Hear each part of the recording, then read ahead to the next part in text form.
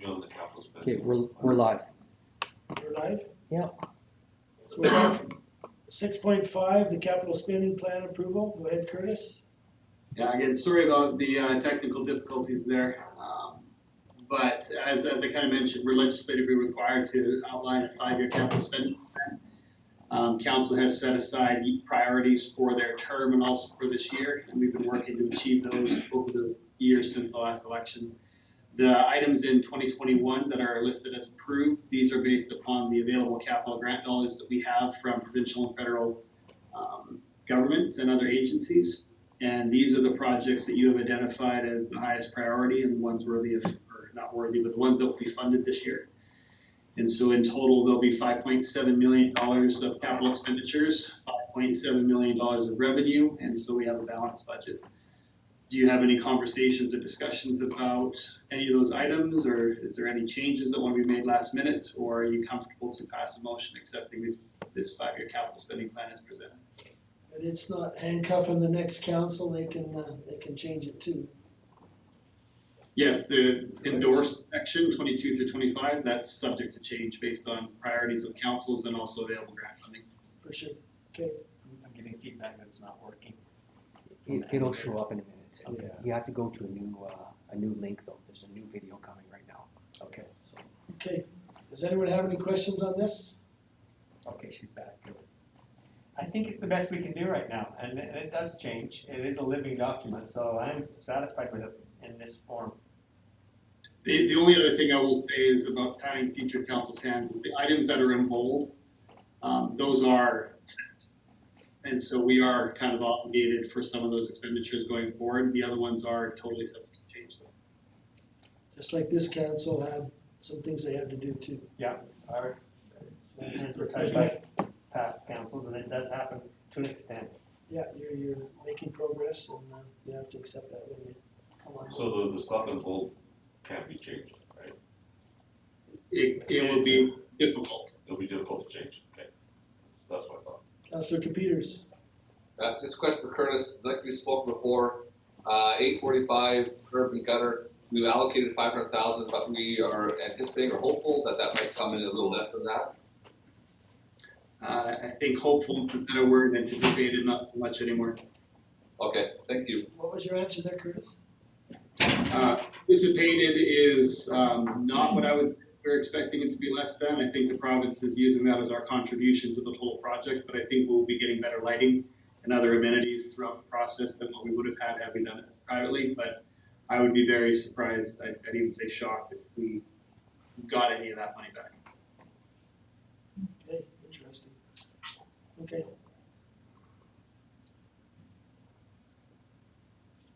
So we need a motion to, where is this? 6.5 to approve this capital spending for 21 through 25. I'll move. Councillor Hagee moves. Any discussion on this? Like Council Prom said, this is the best we can do right now. Yeah. Very well It's thought a out, plan. More than you've got, That's right, For what we know. and it balances. and it balances, and it makes sense, and there's Yeah. a lot of thought put into it. yeah, We'd sure change it if we had more money. There's no we sure would. Yeah. Just need that rich uncle. question. Okay, I'll call for the vote then. All in favor? Okay, unanimous. Okay, 6.6, the 2021 tax rate bylaw, bylaw 1100-21. Okay, go ahead on this one. Who's this, Marty talking? Yeah, take the lead, Martin. Okay, so based on the operating budget and the capital budgets, which you've already both passed, this bylaw has been generated from those budgets based on our assessments that we've received from benchmark assessments and from the provincial government. So the tax rate bylaw is, as you see, I would suggest we go ahead with, since you've already passed the operating and the capital budgets, that we go ahead and have this first reading of this budget. There may be one change, and that is the designated industrial property. We are not sure what the tax rate will be for that those designated industrial properties. That is set by the province themselves. And so when we get that rate, that will change this document. That's why I'm suggesting we only do the first reading tonight. That's fair. And it will be a marginal change, won't it? I don't have any idea. Could be going We- away. it was- Okay. The tax rate last year was 0.076 mils. I put it at 0.07449, You went and down. it's the exact same dollar figure, but the province came out last year and said if you're below $1,000 in designated industrial property tax, we are not collecting it from you. So we didn't even have to pay it last year, so. So marginal change. So our mill rate has gone down from last year. Marginally. Yeah, all of our assessed values have gone down as well. So, assessments have come down significantly. So why is that? That's the way the markets are. And it's all based on market value, right? So So, I spoke with Benchmark on that question, because overall, our non-residential assessment went up about $2 million. So we are about $2 million ahead of where we would have been previously. However, most of the residential assessments have gone down along with the commercial and the industrials. We have had probably $400,000 to $500,000 of new growth. And so when you add up the non-residential additions plus the new growth additions and take that against the overall market reduction, we are still ahead about just over $2 million in overall assessment from where we were last year. Yep. The challenge though is that the market itself, for whatever reason, the modifiers that they use has had a reduction. Well, this is it's very interesting. Your mill rate actually, for municipal purposes, has actually come down for residential. But there was a significant increase in the education rates, which one goes up, the other goes down, kind of offset the two. And so the two big reasons why there's an increase in our municipal revenue, tax revenue, is because of the education tax and the provincial police funding. Those are the two big issues that I see has caused it's not an increase, and by no means am I saying that you're gonna have an increase, but overall, there's a bit of a decrease in everybody's personal tax, property taxes. Some more, some a little bit less, some actually have a little bit of an income, but it's all within 1% to 2%, even less than that difference. But on our end, it's gone down, and that is good. I remember Councillor Price saying that last year, that hopefully it was gonna go down this year. So he was prophetic. He was right. It's a There you go. pretty, His didn't go down very much, but It based on this, but Because usually but taxes don't go yours- down. yeah. yours, Mr. Mayor, actually went down by more than 1%, so. Oh, wow, don't say that line. Congratulations. It's too late. Based on this calculation, But that has nothing to do with But how you poor- vote on this bylaw. So, but a lot of it has to do with how much of your assessed value it decreased, as well as the mill rate adjustments. okay. So, yeah, okay, that's great. Good job, Marty, on this. Anyone have any questions for Marty on this? I'll move first reading. Councillor Franz moves first reading of 2021 tax rate bylaw. Any discussion then? That's good, you can, I guess we better pass it first. All in favor? So now you can be telling your friends and family that the mill Don't be rate went taxing down. those lives. Can't help education tax, but the mill rate went down. And there will be individual nuances based on individual assessments. So there will still be people that will have a bit of an increase. I'm one of them. However, the overall trend for the municipality is that there's been a decrease in taxation for the majority of properties. With my luck, I'll be one of the increased ones too. So, And in past councils, Curtis, they always posted like ours, so we could just see what it was last year, this year, just from the people on town council. It's not public to everybody, but just so we can see what everybody's been hit with, because we all have different houses, right? And that's coming in one of the closed session items. Oh, Okay, tonight, that's good. Yes. I didn't know that, thank you. 6.7, the snow plowing and removal policy. Curtis, want to speak to this? I can talk to that. Abe's gonna speak to it, sorry. We discussed this last week.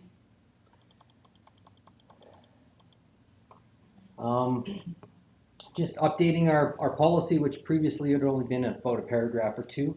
We now have a couple priority route maps, a couple specific priority routes, and just generally more information on the town's processes for snow removal and snow plowing and sanding. And I did clean up a couple of things. Councillor Fromm, under the plowing and sanding in A, that should be a little cleaner than it was last week. Now it says sand is applied as needed.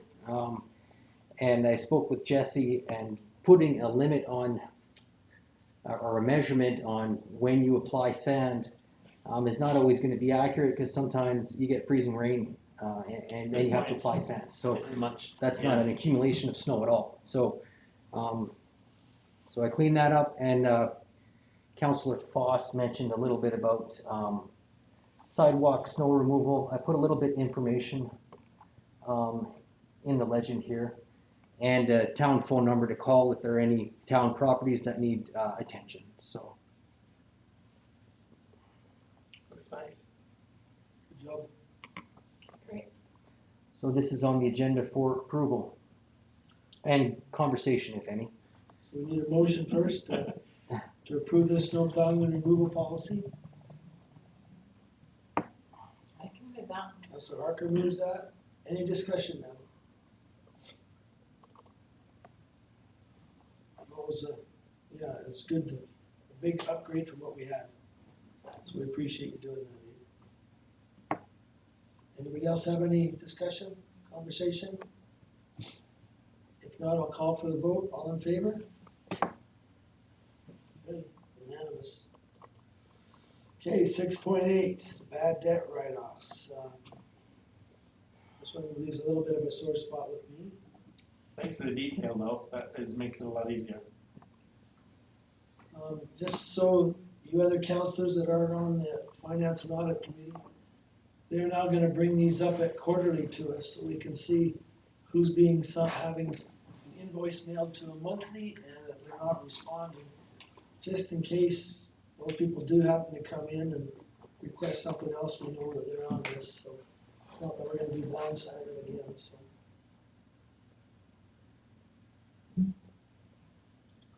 Bad debt write-offs. I know the public can't see this, but we need a motion to do this for I'll move that too. Thanks. Councillor Fromm makes that motion. Okay, then, any discussion on this? All in favor? Okay, good.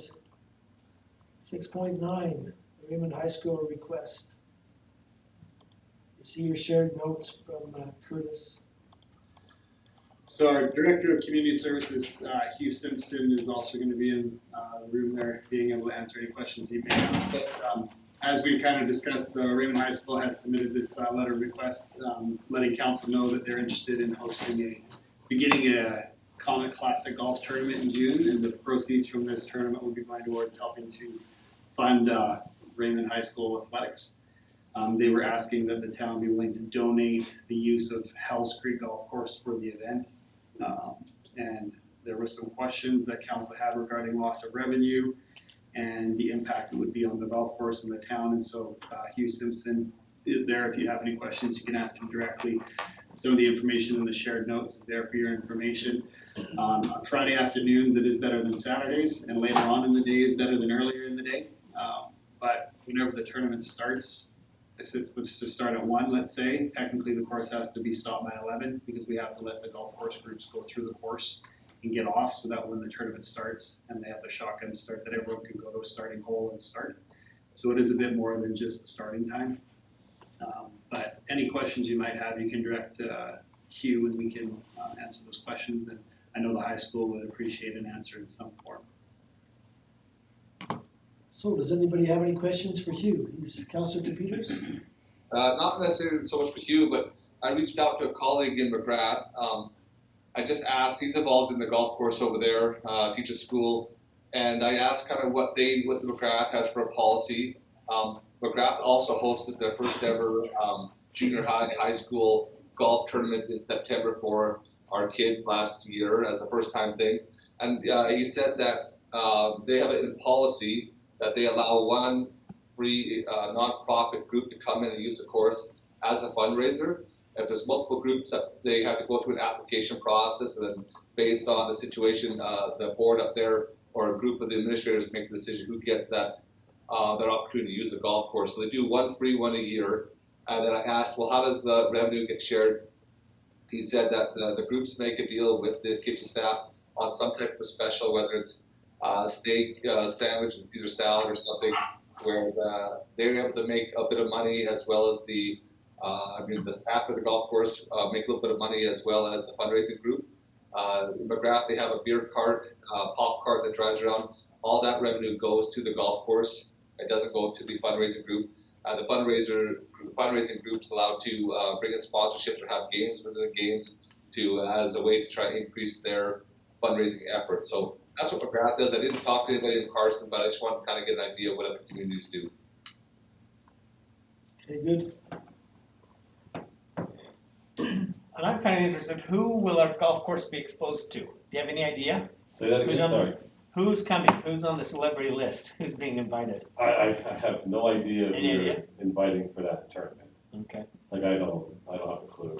I just sat down with Brett Ralph and we discussed it, and all he said is they were gonna do a fundraising tournament to benefit athletes that may not be able to afford to play school sports. That was what he communicated to me. Who's gonna play in the tournament, I have no idea. Hopefully somebody will come and see our golf course. Yeah. The expected net results, how does that compare with the take at the Sugar Bowl? Do you have any idea? I don't know what. Question for Brett. I have no idea what the Sugar Bowl brings in, to be Well, I honest. understand the Sugar Bowl is their big Yeah, I have no clue. money raiser. But And of they course, haven't they had a haven't had Sugar it. Bowl. Yeah, for 1 year anyway. 1 year, yeah. So. But that is the biggest fundraiser for sure. So typically, when we host, we do have fundraising tournaments like the Rotary Club, Red and White. We've had other ones. And typically, our policy's been that we do give them a bit of a discount on the green fees and golf cart rental. And then we would expect them to use the restaurant. And then the rest of the funds, however they want to do it, if they fundraise, whatever games they do, they could sell string and mulligans and all that. That usually goes to the fundraising tournaments. And then the golf course is always at a bit of a discounted rate that's still collecting their fees. That's been our policy as of now. I'm aware of what McGrath does, and they open that up to whatever groups. They just put in a letter of intent of what they want to do, and then the board decides on who gets that every year. So when they do it over there, they have 18 holes, so they can still have people golfing on the back nine. No, probably not. They would probably use the whole golf course. Yeah. Okay, just Yeah, they've been doing that for quite a few years. Well, I had a person reach out to me today too, and they said that Raymond Kids and for Sports, their fees are way less than like in Lethbridge, like almost 2/3 less, because they do try to knock some of their fees off, which is good. Which I didn't know that. So to go back to what Bryce was saying, is we are actually considering doing that with the Red and White tournament going forward, is inviting a group to come in and put a request or a letter of intent on what they would do with the money, then we would turn that tournament over to that group. They would help organize it, help plan it, but we were still gonna take a percentage of those fees still, but we were gonna open that up to different groups every year because for that tournament there were probably bringing in about $10,000 profit on that Red and White tournament. So we were gonna open that. That's after paying the course its fees. So we were looking at possibly doing that. going forward as well, so. Does anyone know if this is a one-time thing because they don't have the sugar bowl going, or is this something they wanna have going every year now? I assume it's every year, but I don't know that for sure, I'll be honest with you. I think it's every year, because in the letter from the school, it says the first annual. Yeah, first annual, so I assume If it's it's every first year. annual, I mean, it's gonna be every year. Yeah. Good point. So to go to McGrath model, we would have to open that up for everyone to have the opportunity to do that, right? Yeah. So it wouldn't have to necessarily be the school every single year, it might be the school this year, and then it might have to be someone else the other year, under the McGrath model anyways. Which eliminates having 4 different groups taking one Friday, during the season. I mean, 4 different groups taking 4 Fridays during the season. It's about a $2,300 loss to the golf course if we give the tournament to a user group. That's about the revenue that we bring in on average on a June Friday. Have they responded to the proposed food restrictions? No, I haven't talked to them about that yet, Okay.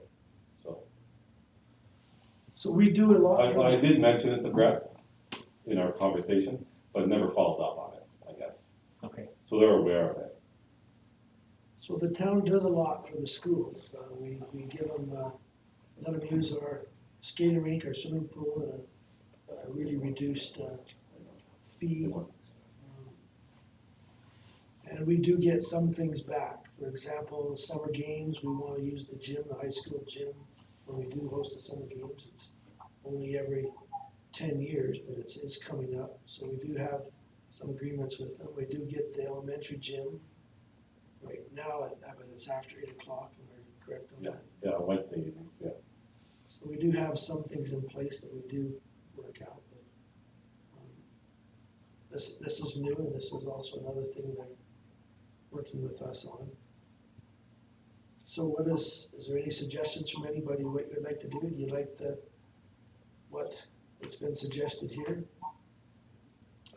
The only flaw I see in the McGrath model, like he was saying, was, this year, great, they, if we did that, and they're the ones this year, they get it free, but then next year they might be paying full price.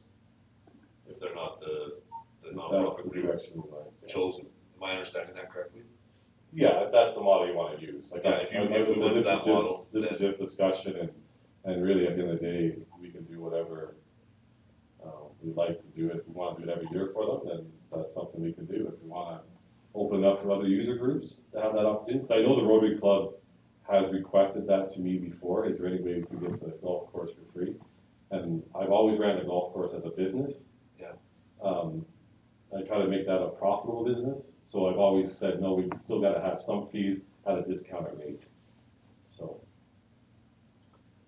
So the recommendation here from the rec department is to have a 50% reduction in the fees to $11.50. So what's everyone's thoughts on that? Mayor, Councilor Peters? I'd support, not charging anything this year to see how they do, how it ends up. And I think as a payment, just based on things here around town, I would like to see maybe, those that are involved in maybe athletics, if that's where the money's gonna go to.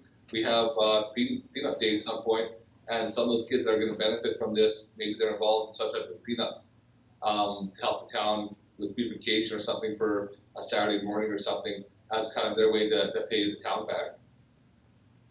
That's an interesting idea. I like painting the grandstand. Yeah. Yeah. That way, if we're getting something from them, it's not coming out of their pocket. But like you said, I think, I can speak for when I was coaching high school football, we tried to keep our fees the lowest as possible. And the money from Sugar Bowl and other things go to alleviate that. When people in Lethbridge are paying $1,800 to play high school basketball, and our kids are paying about $250, that's a big difference. Big difference. Well, we want to do things for our kids. Any other thoughts? There's a big buy-in here to the whole branding, we're champions, I mean, that all just, it just fits in, it really does. I mean, keeping keeping sports fees down and keeping kids active in sports, so that's a good thing. That I might be agree. part of the secret that Raymond has got going for it. So do you like Bryce's idea, or do you like the rec department's recommendation? To have it be free, or to have them pay 50% for the first year and see how it goes? I prefer the rec department's decision.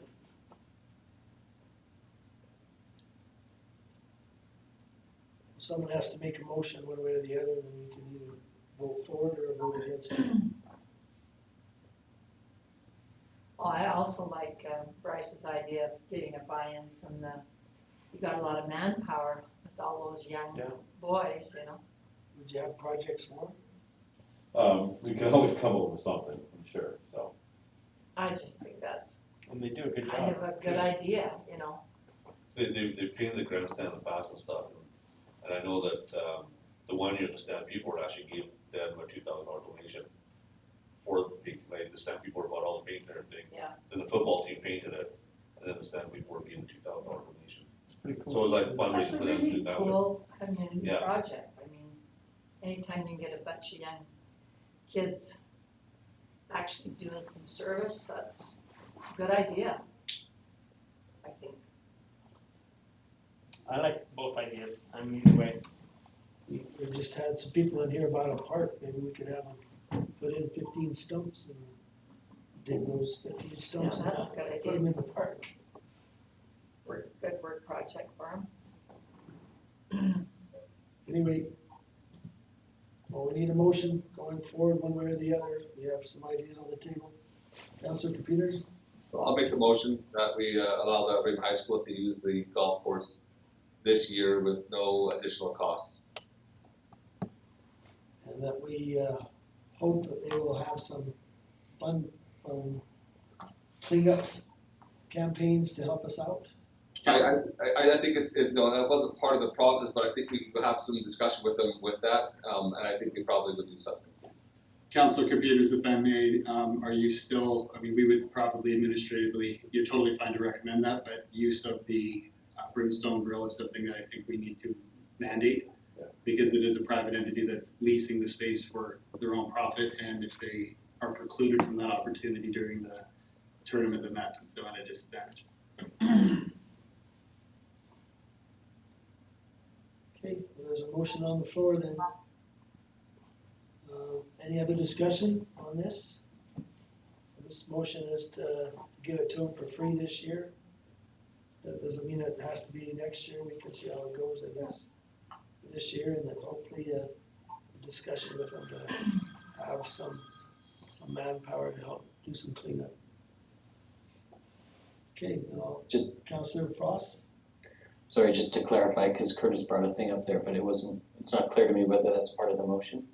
Is that use of brimstone part of the motion here? Well, I guess look at the motion, I'm trying to think of how this would work. I think needs to be tied in somewhere, and I think with discussion with Brett and with the high school or with Brimstone to come up with something. I don't know how we mandate that they have to eat at the golf course though.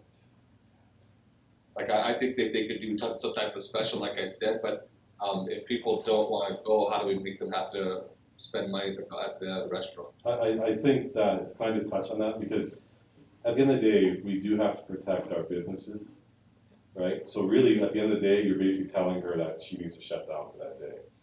And I don't think that's right. No. So usually in tournaments, you would just have, part of your tournament is a food package. So if it's $50 a golfer, $10 of that will go to the food. If it's $80 a golfer, $10 of that goes to food. That's typically how all tournaments are ran. And I think that would be the direction that, as me working with Brimstone, I would like to still protect their interest. I would too. I think we need I to, agree. That's very good. Yeah, I've got no problem with that, with amending the motion to whatever dollar figure, I guess, Q, that should be, of what kind of special, some kind of deal they can come up with. I just don't know what that would look like per se right now, because I'm not sure exactly what they're gonna charge. Yeah, she'll be fair, she'll be fair. But they actively Yeah. use the brimstone grill is what you're saying in this Yeah. motion. I agree, Yeah, the Brimstone Grill is the entity that's providing the food for the tournament. yes. Okay, that's fine, I like that. Anybody else have any discussion on this then? We have a motion on the floor, we all understand it, correct? I'll call for the vote, all in favor? Okay, that was unanimous, okay? Thank you, Hugh, for coming and helping explain that to us.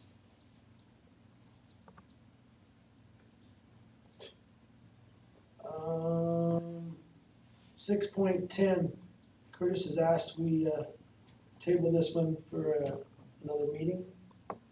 Yeah, I can just give a brief update. We have asked for first calls to be done to relocate the traffic speed display signs on Main Street. So the first calls either have been done or will be being done shortly. Those signs will be moved. There is some other work though for the other requests, and I have not had time to complete that. So if we can table this, we'll bring it back when we have information. Okay, we need to table 6.10, someone want to table that? Councillor Hagee, all in favor? Okay.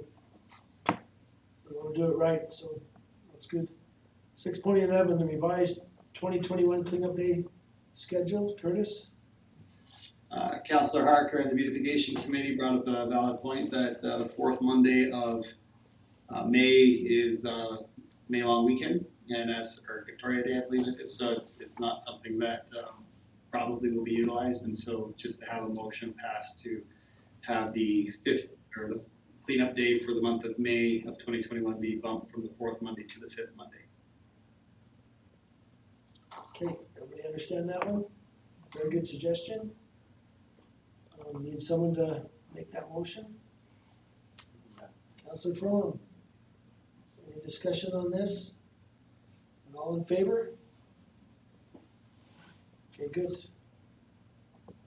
6.12, the AUMA Spring Leaders Caucus. I don't know if you've had a chance to look at it. A lot of it's on mental health.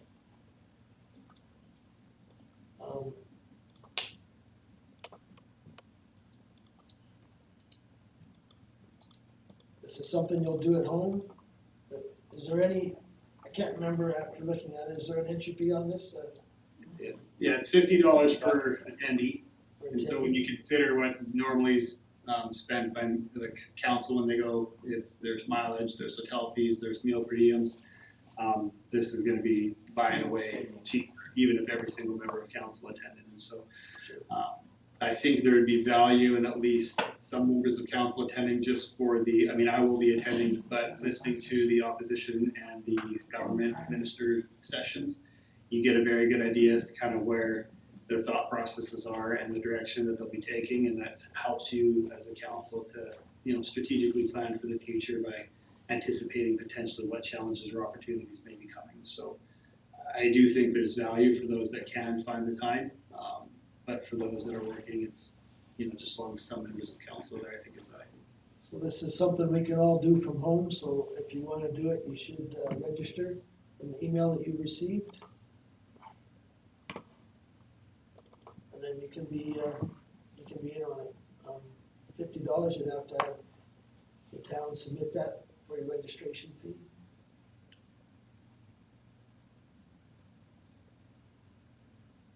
Anybody know if they're gonna do it yet or not, or is it still a little bit up in the air? And we can register for anybody that would like to, we just need to. So there's a couple here that are probably gonna do it, Curtis. I can let you know by the end of the week. But, Just you know, let So just register online or let Abe know. You let him know, cause you have to Oh, pay okay. the Oh, fee. okay. Okay. So those of you that want to, get back to 8. So move to 7, committee reports. If you look, there's been some committee reports been submitted, Councillor Computers and myself. Down below you have one from Councillor Harker and Councillor Foss. This is the way we're trying to do this, put it in there. It's not just for us to see, but also the public can see, and then they can see what you're doing as you represent the town in your role as a councillor or the mayor, and see the different meetings you're going to. So it's a good thing to have them down. We'd like to have you do it this way. So I guess we're talking to Councillor Fromm and Councillor Hagee. We could get you guys you two to do this in the future. I didn't have any meetings this week. couple meetings. Yeah, and just the reason we're going from this format to the way it was done previously is in the review sessions that some municipalities have been going through with how they're following legislation was brought to our attention that unless it's actually a formal attachment, it's not something that can be officially included in the minutes. And so you submit what you want to be said, and we attach it to this document, as part of the minutes. If it's in the shared notes, it's not gonna be something that's part of the record. It's just gonna be, no one will know if you said anything. And so if you do want to take the time, just send us an email and we'll include it on that document. The citizens might have questions whether you do much or not, and this just shows what you've been doing too, so. I'm sure they will, I'm aware of that. So, any questions from anybody's reports? Okay, then we need a motion to accept committee reports. Might as well at least do that. Councilor Farms is gonna do that. Has made the motion, and all in favor? Okay, good. Correspondence, there's some interesting letters here. This might take a little time to talk about them. I don't know if you've had a chance to look at the Keith Hancock letter. Very interesting letter. Yeah. He talks about his book. He gave me one of his books and I did read it. Interesting read. I'm not sure Premier Kenny will have the time to read it, but I hope he does. Maybe send him a book too. The Kittle letter and the Hilmer letter, these are very interesting letters. So just for clarification, someone from either Stacy or someone else in their neighborhood will be coming to council at an upcoming meeting to make a delegation. So there will be more information forthcoming. Okay, that's good to know. Mayor? Go ahead, Councilor Peters. I popped in and actually saw Stacy and had a visit with her about this situation. And it's interesting, there's lots to it, so I think when she comes and talks to us, I think it'll be good. There's lots of support in that area, so. So I just want to say too, that remember when I went on that drive along with Constable Stacy, Officer Stacy, she said that they set up the radar on that one street, Sister Kittle Street, and everybody was doing the speed limit. Nobody was exceeding it. But she says 50 is very fast, especially when there isn't sidewalks and people are flying down there and their cars going 50. And I know on Stacy Street, they have people that fly down there going 50, and it is fast. So that's where I know we've talked about it in our, before in some of our meetings, that maybe it should be reduced. Not just, I don't know how you can just pick and choose streets. It'd be Yeah, if we're gonna crazy. reduce, I don't know if you're reducing the whole town, if we're What gonna if reduce the whole town was 30 kilometers per It's hour? gotta be the whole town, or in my opinion, it's gotta be the whole town or nothing, because it I- gets too confusing on which It street's is, 30, which one's 50, it gets which really one's, confusing. yeah. And if it would save lives, and we do have a lot of streets without sidewalks. Mayor? Councilor Peters? I do think the Stacy Hilmer situation may be a little different than other roads. If you look at where she lives, there's a dead end on the one way, and really it should be local traffic, and it's different. I think if you have some type of control yield or a stop sign at some intersection, that you come in the curve headed south, there's no real way to stop or slow traffic down in that area at all. Yeah, it's one block and then a quarter of a block, and there's yield signs on both ends, but some people talked to me too, and they says, well, it's 30 out at Stonegate, and they says, well, that's part of our walking path, but still, there's no sidewalks out there, there's no sidewalks on Stacy Hilmer's street either, so. That's the same principle, because there may be people on the road. We're expecting people to walk on the road. Yeah. For sure. So one suggestion, I mean, just for information, there will be another group probably submitting a letter making the same request, and I told them that they're welcome to. I did express my concerns that from an administrative perspective, regardless of the individual nuances of areas, it's every block is gonna have people who feel they can make a justifiable argument as to why their situation is different. or needs special consideration, and I'm not discounting those, but it will cause problems if odd streets here or there are changed. You're not gonna see the sign, they get a ticket, they're gonna be upset about the ticket, you're gonna hear about them being upset about the ticket. And so we are going into this process of a new engagement platform. And I think that having a proposed engagement project on that platform regarding reducing the speed limit from 50 kilometers throughout the community to 30 kilometers is something that I think would be of value, and that would allow the community the opportunity to provide input. We'd be able to provide documentation and some rationale, and you can have studies for and against and allow people to comment and have a quick poll to kind of gauge some opinions so that we can make a more informed discussion. Because as you know, we did have a delegation to the community with 95% of residents in favor of reducing the speed limit. And after you reduce the speed limit, we had probably 5-7 emails from people that were upset that it was reduced, even though they had signed it. And so they had reasons for why they signed it. And so, I think there's always going to be a extenuating challenge. And so you're not going to make everyone happy either way you make this decision. If you go to 30 kilometers an hour, you're going to have some very frustrated people. But if you don't, you're going to have some very frustrated people. So this might be a good process to start that engagement platform. That's a good point. Okay, we need unless there's any more discussion, we need a motion to accept correspondence. Councillor Hagan makes that motion, all in favor? Okay, we now need a motion to go into closed. I'll move to go on closed session. Councillor Harker makes that motion, all in favor? We are now in closed. Thank you, Mark.